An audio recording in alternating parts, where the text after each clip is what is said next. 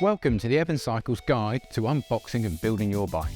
If you've been directed here, you've most probably had a bike delivered from Evan Cycles and are ready to set it up. The good news is you're in the right place, and the better news is it's a really easy process requiring no specialist knowledge, and I'm here to guide you through every single step. Everything you need is included in the accessory pack inside the box, and depending on what bike you've ordered, it should take between 10 and 20 minutes to set it up. There are 6 parts to building and unboxing a bike. Some bikes will require all 6 steps, others may only need 1 or 2. You can find the links to the individual setup videos in the notes below, or you can skip to the relevant chapter in this full guide. Whatever is most suitable for you and your new bike. Let's dive right in with the unboxing. First off, make sure the box is undamaged and facing the right direction. Your box may look slightly different to this one, but it will still have guide arrows on it telling you which way's up and which end to open. Take the bike by the front tyre or the front fork and it should wheel out of the box. Find your accessory bag, you'll need this later, so put it to one side. Now we can get to work removing the protective packaging. Right, before you start, your bike may include several small black cable ties. They're there to hold cables in place. These are meant to be there. Do not remove them when disposing of the rest of the packaging. If you open out your accessory pack, you'll have everything you need to continue. The contents of the bag will differ depending on the brand and the style of your bike, but will include everything you need for the bike in front of you. If your bike comes with a front wheel attached like this one does, you can skip to the next section. Otherwise, let's look at how to fit the front wheel. Before we start, we need to make sure the forks are pointing in the right direction, a common mistake when setting up a new bike. Locate the forks on your bike. That's these bits here that hold the wheel in place, just below the handlebars. The correct position for your fork should be pointing away from your bike, so it looks like this. We're in a good place and ready to continue. There are 2 main types of fitting for your front wheel, and I'm going to take you through each of them. The difference is down at the bottom of the forks, this bit, and how it holds the wheel in place. Check your accessory bag and you'll find you'll either have a security skewer like this, or a quick release, QR, already attached to your bike. Let's start with the security skewer. Holding the bike by the stem, that's this bit between the handlebars, slowly lower the fork over the front wheel. Once it's in the centre, the ends of the wheel's hub will slot into the ends of the fork. If you're using a security skewer, one side will be like a nut and the other side will have a mark for a tool. Hold on to the side like a nut and use the multi-tool provided to tighten it up.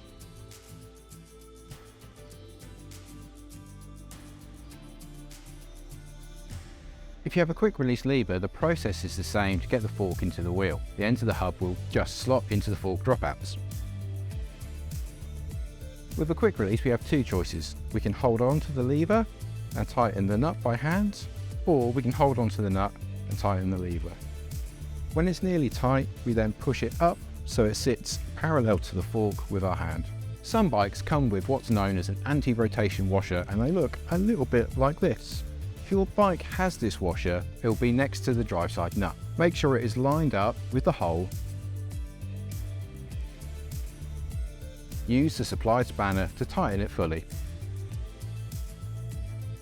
And that's it, your front wheel is now attached and it should be securely in place. Next thing, we'll turn our attention to the handlebars. Your bike will likely come with the handlebars rotated like this to allow them to fit in the box and prevent it getting damaged in transit. We're going to look at how to straighten them and correctly fit them. Take the hex key from the accessory pack and loosen the 2 pinch bolts that are here and here, just enough to allow the bars to turn. It doesn't take too much. It don't need to be loosened all the way, just enough to allow the bars to move.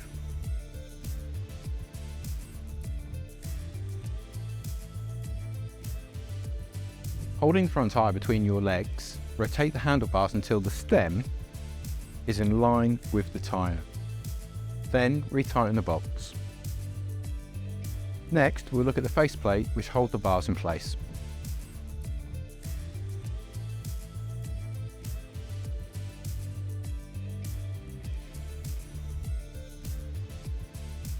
If you have drop handlebars like this, start with the tops of the hoods, that's this part, parallel with the ground. If you have flat handlebars, like this bike here, stand over the top tube and rotate the bars in your hand so the brake levers are approximately 45 degrees from parallel with the ground. It doesn't have to be exact, whatever feels most comfortable for you. For most riders, it's between 30 to 45 degrees. So the brake levers look something like this. Once you're happy with your handlebars positions, retighten these bolts in an X pattern.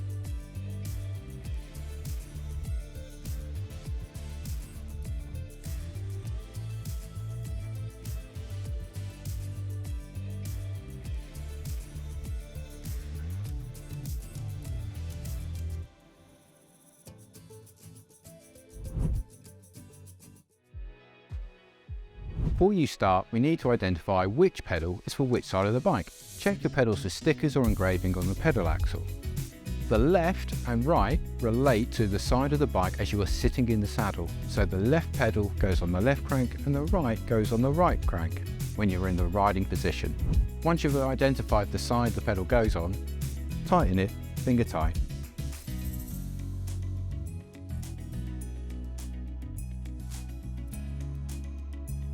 Pedals are threaded differently just to make it more confusing.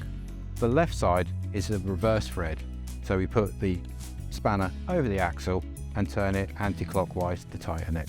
If the left pedal is reverse thread, the right pedal is a regular thread, so put the spanner on it and turn it clockwise. Now the pedals are tight, we can look at getting the tyres inflated.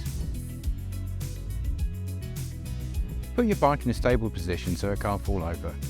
Rotate the wheel so the valve of the inner tube is at the top. Remove the dust cap. We have two types of valve. This one is a Presta valve. Before we can pump this up, we need to undo this little valve tip. Unscrew it all the way, it can't come out. A Schrader valve is similar to the valves on your car. It's shorter and thicker. It also has a valve cap, but it doesn't have a valve tip that needs unscrewing. Some pumps will do both Presta and Schrader valves, so check your manufacturer's instructions for how to change the head. Push it on and attach it accordingly. On the side of your tyre, it will give you the recommended pressure range. Make sure you inflate your tyres to within this range to ensure that it's safe to ride.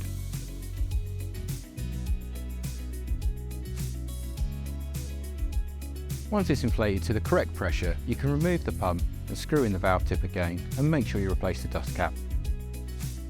It's as easy as that. Now all we need to do is set the correct saddle height. Take the hex key from the accessory pack and stand alongside the bike.